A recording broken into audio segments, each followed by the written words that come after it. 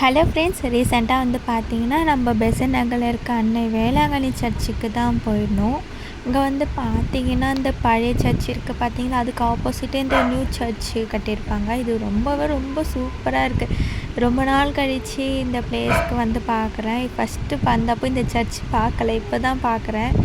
ரொம்பவே அழகாக, ரொம்ப ஒரு கோல்டியாக, ஒரு பீஸ்ஃபுல்லான ஒரு மெமரியபிள் பிளேஸாக இருக்குது. பாருங்களேன், எவ்வளோ சைலண்ட்டாக, அவ்வளோ அமைதியாக, அவ்வளோ ஒரு நிம்மதியாக இருக்குது. இது சர்ச்சு உள்ளே போனீங்கன்னா அதை சுற்றி பார்த்தீங்கன்னா நம்ம ஏசப்பாவோட வரலாறு வந்து அப்படியே அந்த 4 பக்கமும் அப்படியே அந்த ஃபோட்டோ ஃப்ரேம் மூலமாக அப்படியே அதை வச்சுருந்தாங்க. ரொம்பவே நல்லா இருந்தது. பார்த்தீங்களா, கெபி இருக்குது, ஏசப்போட அம்மா அப்பா. அப்படியே பார்த்தீங்கன்னா பேக் சைடில் இது மாதிரி இருக்குது.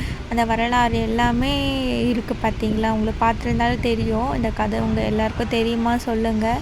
பார்த்தீங்கன்னா நமக்கு 3 ரோவாக இந்த மாதிரி டேபிள்ஸ் போட்டிருக்காங்க, பெஞ்சஸ்.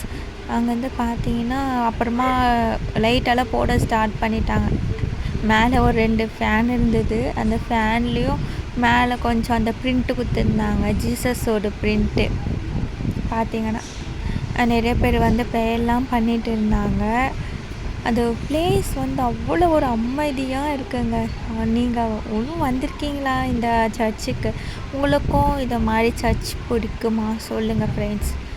இன்னும் ஒரு அமைதி இந்த சர்ச்சுக்குள்ளே, அவ்வளோ ஒரு அமைதியாக இருக்குது. சைலண்ட்டாக இருக்காங்க. எல்லோரும் ரொம்பவே ப்ரேயர் பண்ணிகிட்டு இருந்தாங்க. ஈவினிங்காக தான் மாஸ் நடக்கும் சொன்னாங்க. ஸோ நம்ம வந்து ஆஃப்டர்நூன் வந்ததுனால அப்போ மாஸ் நடக்கலை. ஸோ வந்து கொஞ்சம் நேரம் உள்ள பெஞ்சில் உட்காந்துட்டு நம்ம எல்லோரும் அப்படியே பார்த்துட்டு இருந்தோம். ஒன்றா அந்த ஃபோட்டோவில் இருக்கிறதெல்லாம் பார்த்து, இதை வேறு காவலியாக்கா இந்த கதைலாம் ஒன்று தெரியுமா சொல்லி கேட்டாங்க. தெரியாது சொன்னேன். அப்படின்னு சொல்லிட்டு ரொம்ப கலாய்ச்சிட்டு இருந்தாங்க. அப்புறமா தங்கச்சி போயிட்டு உண்டியில் காசு போட்டுட்டு வந்தா.